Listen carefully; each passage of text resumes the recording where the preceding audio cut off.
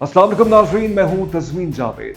नाज़रीन, मौलाना फजल रहमान साहब जो कि JUIF के सरबराह हैं, उन्होंने 2 रोज़ पहले कसूर के अंदर पंजाब के एक शहर में एक सियासी रैली से खिताब करते हुए फरमाया कि कौन सा आप एहसान कर रहे हैं कौम पर और आपको तो इसकी बद में तनख्वाह मिलती है। एक गैर हसास बयान और जिस पर एक तरह से तमाम सियासी जमातों ने उन पर तनकीद की है। उन्होंने ये हवाला दिया है पाकिस्तान अफवाज के उन नौजवानों के हवाले से कि जो बॉर्डर्स पे अपनी शहादतें देते हैं और इस मुल्क की सलामती के लिए बहुत ही कलीदी किरदार अदा करते हैं और एक फ्रंट लाइन पे सबसे पहले खड़े होते हैं। यानी ये कि जब दहशतगर्द आता है और अफगानिस्तान से इन्फिल्ट्रेशन होती है पाकिस्तान पर, तो सबसे पहले जो आप समझिए दीवार जिसको मिलती है वो हमारी पाकिस्तान फौज के वो नौजवान हैं और वो ऑफिसर्स हैं जो कि वहाँ पे डिप्यूटेड होते हैं। सोचिए इस चीज़ को, तो क्या इन पार्लियामेंटेरियंस को पैसे नहीं मिलते?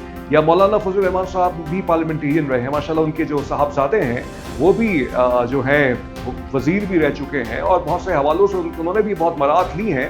तो बात यह है कि उसकी मद में अगर किसी को पैसा मिलता है तो क्या उसके जरिए से हम ये कहें कि जो उसका मकसद है कि जिसके जरिए से वहां पे वो गया है और अपनी कुर्बानियां दे रहा है और अपनी जवानियां जो है वो इसके अंदर जो है एक तरह से लुटा देता है। और कितने ऐसे बच्चे हैं जो 18, 20, 22 साल के होते हैं वो शहीद हो जाते हैं। कितने ऐसे ऑफिसर्स हैं जिनकी अभी फैमिली अभी शादियां हुई हैं और फिर भी वो अपनी शादियों के 1-2 महीने बाद भी जब एक कौम की ड्यूटी की बात आती है वो सरहदों पे जाते हैं और वहां जाके कुर्बानियां देते हैं। तो एक तरह से मौलाना फजल रहमान साहब ने एक इनसेंसिटिव बात की है, मेरे ख्याल से गैर हसास बात है और वो एक सीजन पॉलिटिशियन है। आई होप कि वो इस बयान पर जो है नजरसानी करेंगे, रिकंसिडरेशन करेंगे। ख्वाजा आसिफ साहब डिफेंस मिनिस्टर, उन्होंने भी इस बयान की तनकीद की है और कहा है कि ये गैर हसास बयान। उन्होंने कहा है कि इख्तलाफात हो सकते हैं और बहुत से हवालों से पॉलिसीज पे भी इख्तलाफ हो सकता है, लेकिन शहादत जो है वो एक ऐसी चीज है कि कोई जो है इंसान किसी कॉज की वजह से ही अपनी जान देता है। सिर्फ पैसा उसके पीछे मकसद नहीं होता। पैसा कैसे हो सकता है मकसद? सोचिए अगर कोई इंसान बॉर्डर पे खड़ा हुआ है